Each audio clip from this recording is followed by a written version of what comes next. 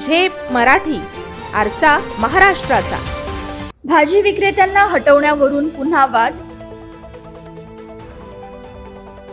महापालिकेने बंदोबस्तात हटवले अतिक्रमण। अतिक्रमण मोहिमेला तीव्र विरोध करत शिवसेनेचा ठिय्या।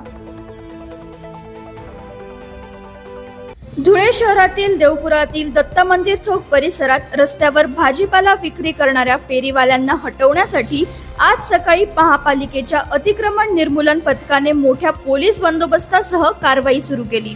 जेसीबीच्या सहाय्याने टपऱ्या हटवण्याची प्रक्रिया सुरू होताच भाजी विक्रेत्यांनी जोरदार विरोध दर्शवला। यावेळी शिवसेनेचे जिल्हा प्रमुख मनोज मोरे यांनी या कारवाईला थेट विरोध करत महापालिकेवर गंभीर आरोप केले। रस्ता हा सार्वजनिक बांधकाम विभागाच्या अखत्यारीत आहे। भाजी विक्रेत्यांनी पूर्वी महापालिकेने सुचवलेल्या पर्यायी जागेवर म्हणजेच नवरंग पाण्याच्या टाकीजवळ व्यवसाय करून पाहिला, मात्र पायाभूत सुविधा नसल्याने तेथे ग्राहक न आल्यामुळे विक्रेते कर्जबाजारी झाले। महापालिकेच्या आडमुठ्या धोरणामुळे विक्रेत्यांच्या पोटावर पाय देण्यात येतोय असा आरोप त्यांनी केला। भाजीपाला विक्रेत्यांची पर्यायी व्यवस्था न करताच दंडुकेशाहीचा वापर करून त्यांना हटवले जात असल्याने धुळ्यात ब्रिटिशशाही अवतरली आहे काय असा संतप्त सवालही त्यांनी उपस्थित केला।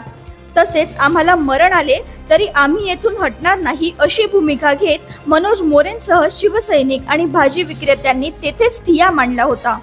यावेळी महापालिकेचे पथक प्रमुख प्रसाद जाधव तसेच धुळे शहर, मोहाडी, पश्चिम देवपूर व देवपूर पोलीस ठाण्यांचे अधिकारी, वाहतूक शाखेचे पीआय ज्ञानेश्वर वारे यांच्यासह मोठा फौजफाटा उपस्थित होता। त्यामुळे परिसरात तणावाचे वातावरण निर्माण झाले होते।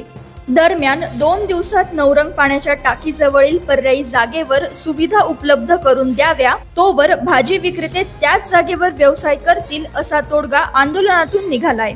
भविष्यात शिवाजी बोर्डिंग जवळील पालिकेच्या मोकळ्या जागेवर मार्केट उभे करण्यासाठी शिवसेनेतर्फे निधी उपलब्ध करून दिला जाईल असे आश्वासन मोरे यांनी दिले आहे। अशाच वेगळ्या आणि ताज्या बातम्यांसाठी पाहत रहा झेप मराठी, आरसा महाराष्ट्राचा।